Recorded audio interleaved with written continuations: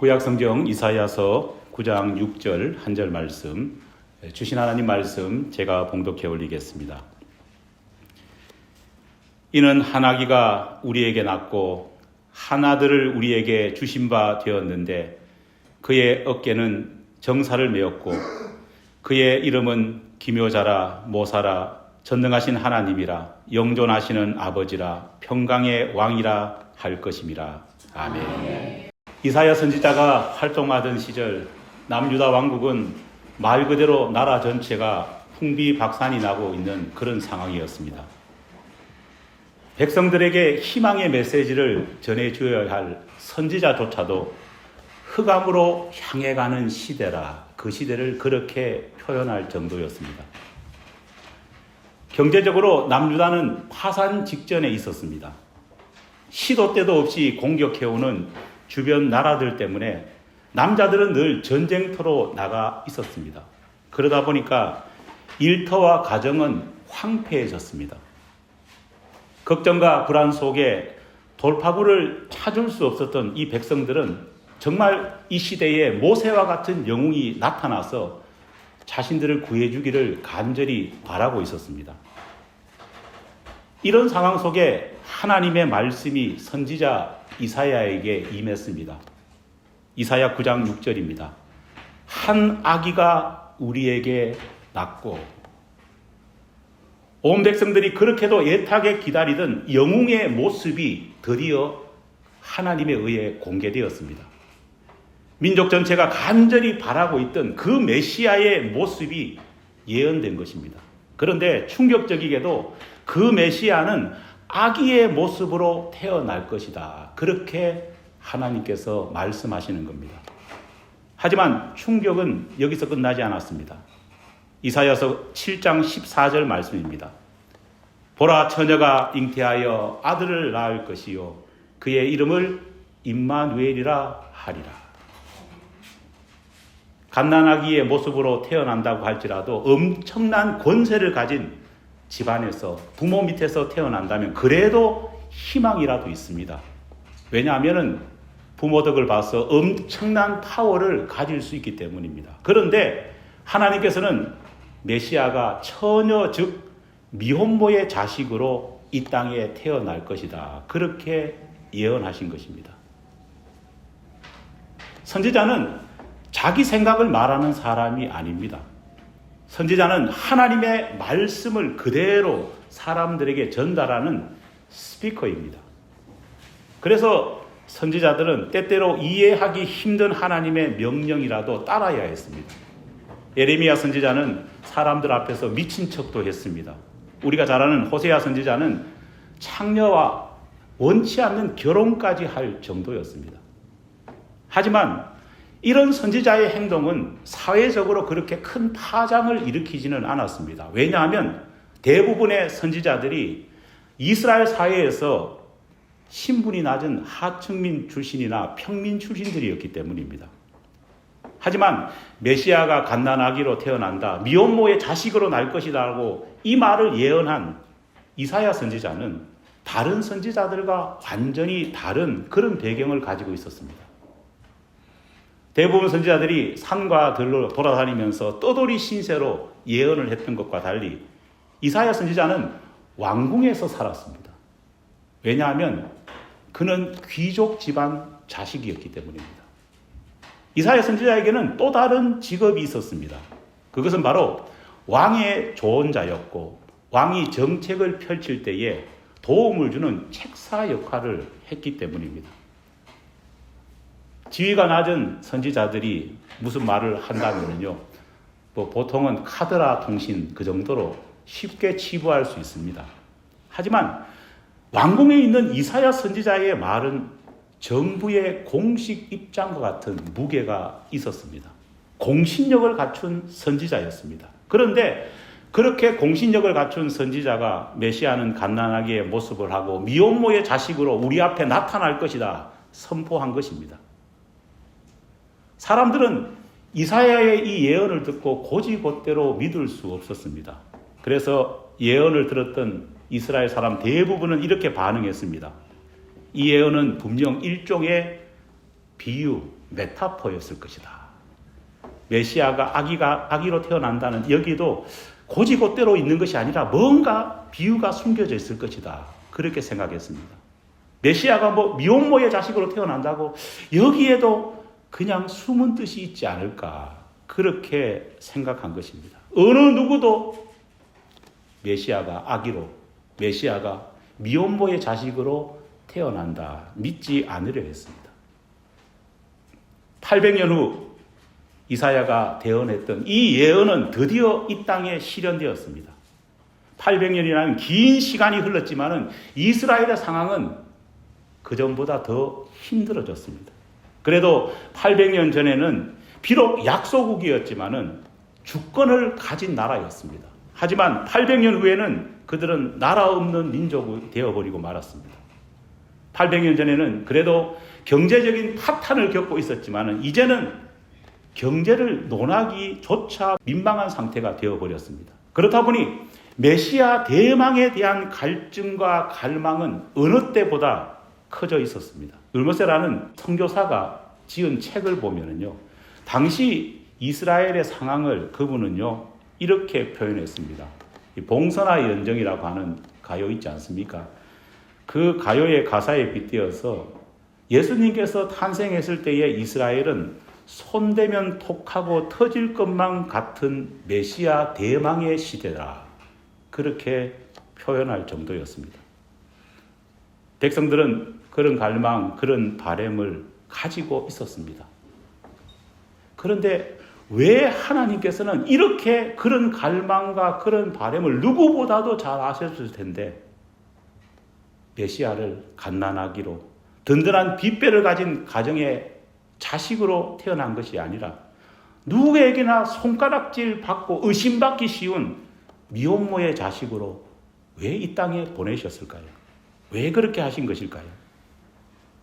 오늘 본문 말씀은 바로 이 질문에 대한 분명한 해답을 담고 있습니다. 오늘 본문 말씀에는 우리가 주목해 보아야 될 부분이 있습니다. 그것은 태어난 연약한 아기가 기묘자요 모사라고 표현하고 있기 때문입니다. 여러분, 기묘자라는 것은 누구일까요? 모사라는 것은 어떤 사람일까요? 영어 성경을 보면 이 두 단어, 기묘자와 모사라고 하는 이 단어를 한 가지 표현으로 압축시켜 놨습니다. 원더풀 카운셀러라 표현하고 있습니다. 담고 있는 뉘앙스를 그대로 담아서 번역해 본다면요, 기절초풍할 만한 상담자라고 할 수 있지 않을까 생각을 해봅니다. 왜 갓난아기의 모습으로 이 땅에 온 그 메시아가 기절초풍할 만한 상담자였을까요? 왜 아무것도 모르는 그 연약한 아기가 놀라운 카운셀러라고 성경은 말하고 있는 것일까요? 히브리서 4장 15절 말씀을 보면 그 이유를 이렇게 설명합니다. 우리의 연약함을 동정하지 못하실 이가 아니요 모든 일에 우리와 똑같이 시험 받으신 이로되 죄는 없으시니라. 아멘. 개인적으로 한글 성경 번역 가운데에 최악의 번역이 이 구절이 아닐까 생각을 해봅니다. 왜냐하면 간단한 말을 너무 꼬아서 어렵게 번역해 놓았기 때문입니다. 여러분, 우리의 연약함을 동정하지 못하실 이는 아니요. 이게 도대체 무슨 말일까요? 한마디로 말하면 우리의 연약함을 100% 어떤 분 동정하실 분이라는 말입니다. 아기 예수는 우리의 연약함을 100% 아시는 분이다. 이렇게 번역하면 될 텐데 우리의 연약함을 동정하지 못하실 이가 아니요. 왜 예수님께서는 아기 예수는 우리의 연약함을 100% 동정하실 수 있는 분일까요? 그것은 바로 갓난아기로 태어나서 우리와 똑같은 성장 속에서의 겪는 여러 가지 일들을 모두 겪으신 분이시기 때문입니다. 과부 사정은 호라비가 안다라는 말이 있습니다. 왜 그런 말이 있을까요? 사별이라는 슬픔을 똑같이 겪어보았기 때문에, 홀로 살고 있는 외로움을 똑같이 경험하고 있기 때문에 과부 사정은 호라비가 안다라는 말이 있지 않습니까?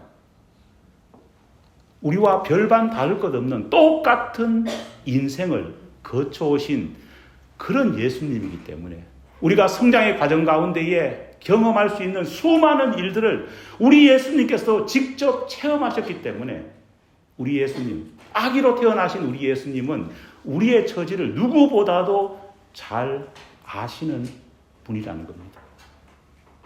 여러분, 세대 차이라는 말이 있습니다. 왜 세대 차이가 존재할까요?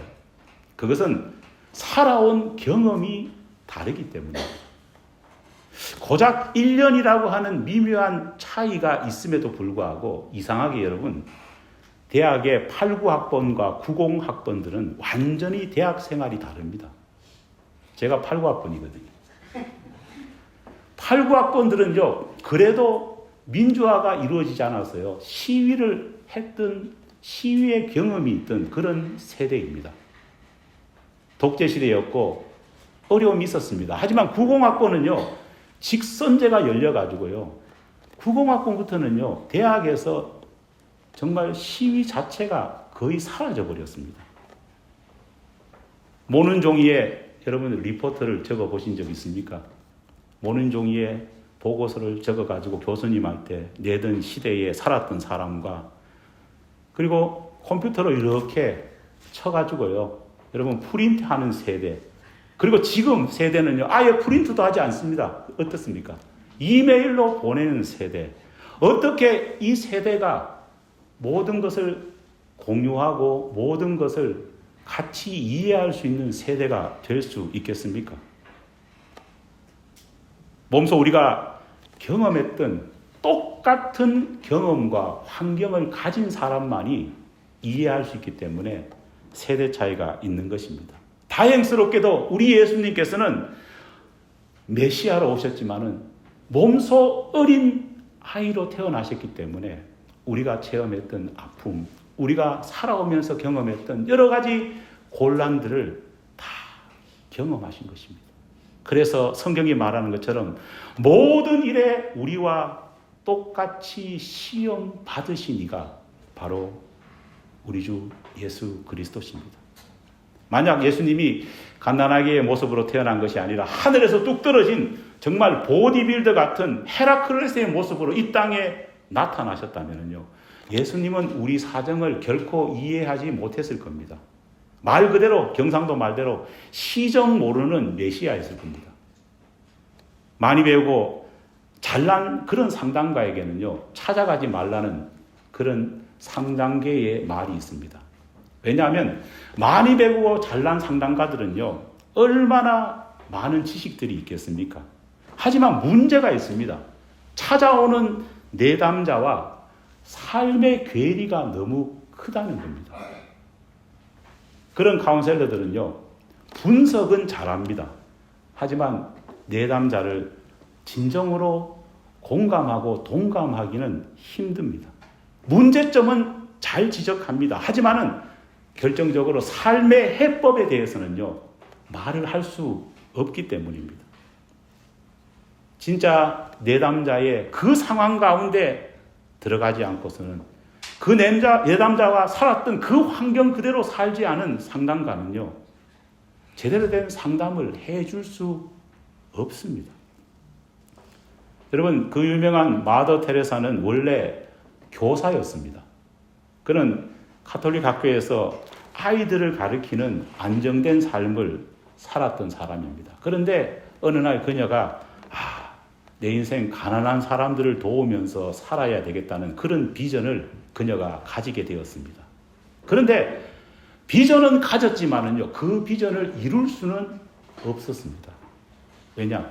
첫째는 가난한 사람을 만날 기회가 없었기 때문입니다. 부자들이 다니는 사립학교에서 아이들을 가르치는데 언제 가난한 사람을 만날 수 있겠습니까? 두 번째, 가난한 사람들을 위해서 살아야 되겠다. 마음은 먹었지만은 그녀 자신이 가난을 경험해 보지 않았기 때문에 가난한 사람의 마음, 가난한 사람의 속 사정을 알 수가 없었습니다. 물론 가난이 뭔지 그녀도 머릿속에서 상상할 수 있습니다. 책을 읽으면서 그것을 간접 경험할 수 있습니다. 하지만은 그것은 모두 상상력에 불과한 것이기 때문입니다. 결국은 그녀는 자신의 현 상태 속에서는 결코 가난한 사람들에게 다가갈 수 없음을 깨닫고 자신의 꿈과 비전을 이루기 위해서 무엇을 했습니까? 인도 슬럼과 한복판으로 들어갔습니다. 모든 것을 내려놓고 그곳에서 그 사람들과 함께 살면서 같은 집, 같은 음식, 같은 불편한 환경을 체험하고 느끼면서 살았습니다.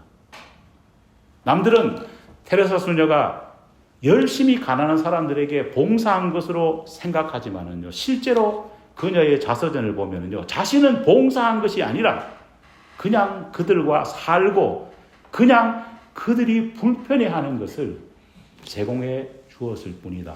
그렇게 말하는 겁니다.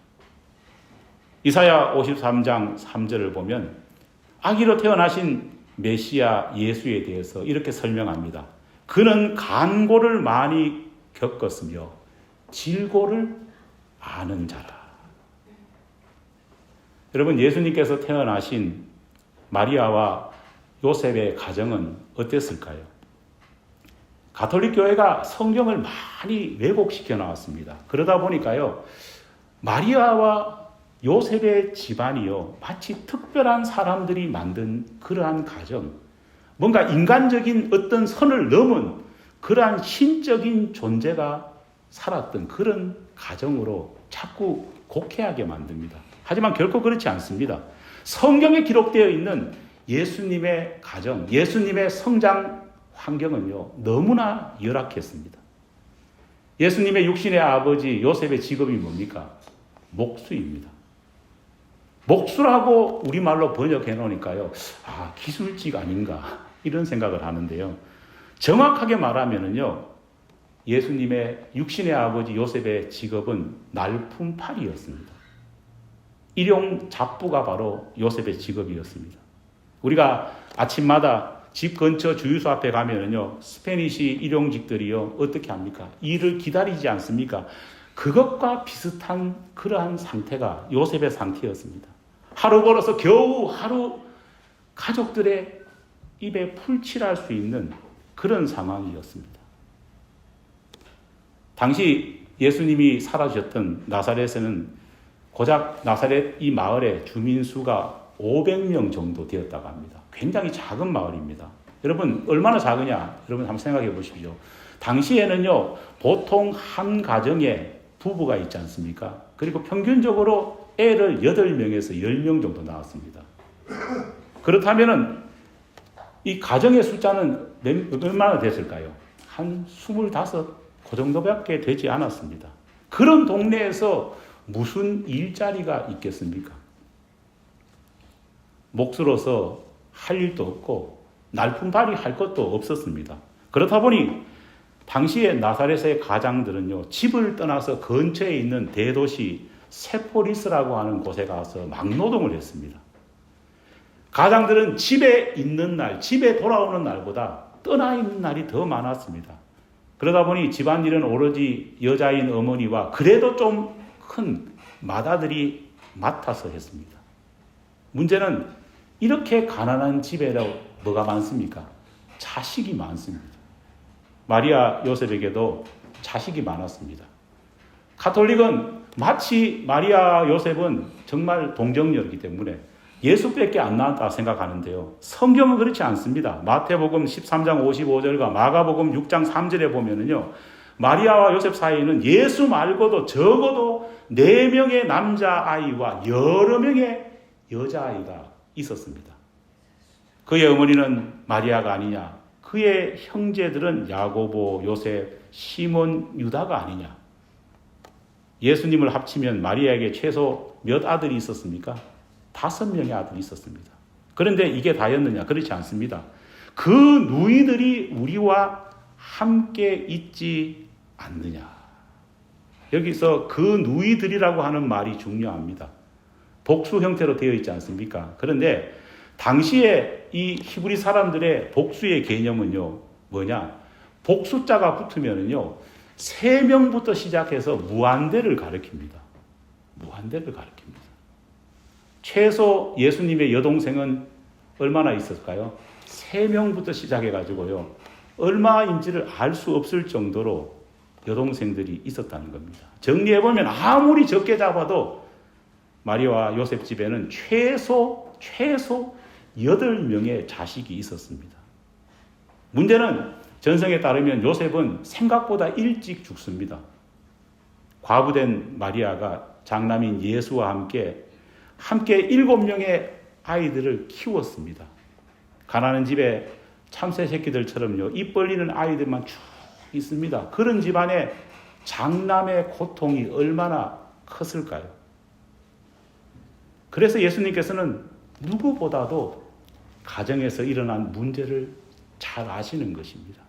그래서 예수님께서는 누구보다도 건강의 문제, 건강 때문에 가족을 잃은 고통을 잘 아시는 분이시라는 겁니다. 어려운 가정 형편과 또 무시와 차별 속에 살아오신 분이기 때문에 예수님은 그것을 공감하시는 분이십니다. 가정 형편만 좋지 않았느냐? 사셨던 나사렛이라는 동네의 환경도 좋지 않았습니다. 당시 역사 기록을 보면요, 나사렛은 열심당이라고 하는 그룹의 본거지였습니다. 열심당을 쉽게 말하면요, 테러 단체였습니다. 무력을 사용해서 로마 제국을 전복해보자라는 일념 아래 이스라엘 각지를 돌아다니면서 로마 제국에 부역하는 사람들이나 관원들을 죽이는 사람들이 바로 열심당원이었습니다. 그런 열심당의 본거지가 나사렛이니까 도대체 예수님은 어떤 환경에서 자랐겠습니까? 나사렛은 영적으로도 최악의 도시였습니다. 두로와 시돈이 가까웠기 때문에 그곳에서 이방 문화가 들어왔고 우상 숭배가 판치는 곳이 바로 나사렛이었습니다. 그래서 정통 유대인들은요, 사마리아 땅을 지나지 않았지 않습니까? 그런데 사마리아 땅만 안 지나간 것이 아니라 할 수만 있다면요, 정통 유대인들은 갈릴리, 특별히 나사렛에는 근처에 오지도 않았습니다. 여러분, 요한복음 1장 46절에 보면은요, 나중에 예수님의 제자가 된 나다나엘이 예수님이 나사렛 출신의 예수라는 이야기를 듣고 했던 말이 있지 않습니까? 무슨 말을 했습니까? 나사렛에서 무슨 선한 것이 날 수 있겠습니까? 우리말로 번역하면 나사렛에서 인간될 뭐뭐가 나겠느냐, 그렇게 욕을 하는 겁니다. 심지어 나사렛은 산적들의 본거지였습니다. 먹고 살 것이 없다 보니까요, 나사렛은 갈릴리 지방으로 넘어오는 사람들, 험한 그 산악 지역에 숨어 있다가요, 여행자들의 주머니를 터는 것이 일상이었습니다. 나사렛, 그리고 속해 있는 갈릴리는 할렘 같은 곳이었고, 오늘날 IT보다도 더 엉망인 곳이 바로 나사렛이었습니다. 그런 곳에서 우리 예수님께서 유년기를 보내셨고 청소년기를 보냈습니다. 그렇게 본다면 예수님처럼 반듯한 사람이 나왔다는 것 자체가 뭘까요? 기적입니다. 인생 최악의 조건을 경험해 보신 분이기 때문에 우리의 모든 것도 능히 이해할 수 있는 분이십니다. 여러분, 만약 예수님께서 아기의 모습으로 오시지 않았다면, 만약 예수님께서 이런 터프한 곳에 사시지 않으셨다면요, 예수님은 우리의 사정을 알 수 없으셨을 것입니다. 정말 예수님이 메시아가 장성한 영웅의 모습으로 어느 날 갑자기 땅에서 뚝 떨어져 오셨다면요, 결코 저와 여러분들의 시정을 아는 그런 메시아가 되지 못했을 겁니다. 연약한 아기로 하나님은 메시아를 이 땅에 보내주셨습니다. 그리고 하나님께서는 그 아들을 가장 낮고 천한 곳, 가장 악한 곳에 두시면서 성장시켰습니다. 오히려 그것이 우리에게는 뭘까요? 은혜요. 감사라는 것입니다. 아기로 오신 메시아 예수님이 우리에게는 가장 큰 축복이요, 은혜임을 깨닫는, 그리고 감사하는 우리 모두가 되기를 간절히 축원합니다.